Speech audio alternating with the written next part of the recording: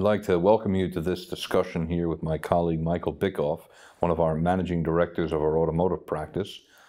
We're focused here on the mobility revolution.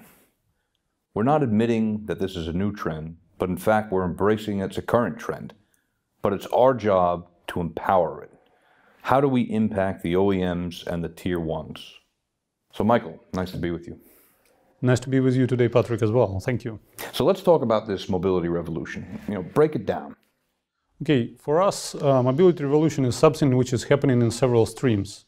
And I would probably like to name two main of them. One is the one which is very much in the media, is autonomous drive. And I believe that is happening, but it's happening in reality a bit slower than it is trying to be presented quite often, trying to ride basically this wave. But that is inevitable. It will happen, maybe a bit slower, a bit later, but it will happen. And the second is the change of ownership. And I believe change of ownership model is something which is happening faster. And that is something which will change our the ways we use cars quite significantly. And that's something which will change the industry faster than autonomous drive will. So let's talk about autonomous driving.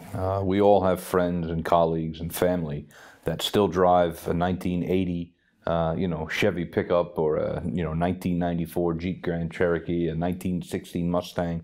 These are vehicles that are clearly not going to be under the influence of autonomous driving. How fast is the consumer market ready to move away from what they may own, meaning they don't have to pay for anymore, to get into the autonomous mode? What does that transition look like from a buying perspective? I think you touched absolutely the right point, because even if we look at the number of cars currently connected, so having some sort of connectivity to overall infrastructure, that number started growing dramatically only recently. And that is something which is not very expensive or not very complicated. We all carry mobile phones and we're connected all the time. So the cars become connected quite recently.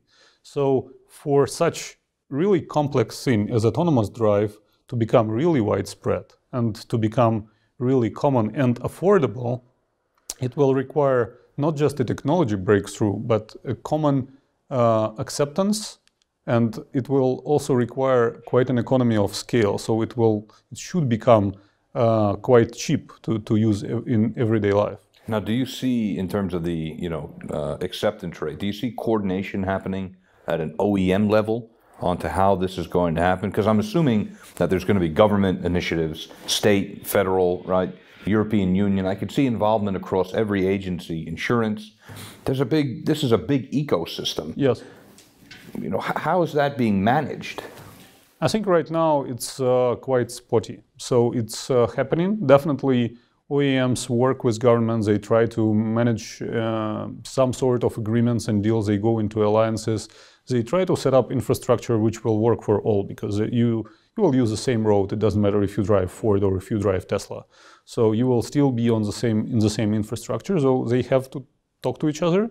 At the same time, there are so many different technology options and there are so many solutions right now that it is really hard for them to agree. And that is also some of the competitive advantage. They cannot let others go ahead of them in the competition. And this isn't just applying to the B2C market, but this is really happening in terms of public transportation.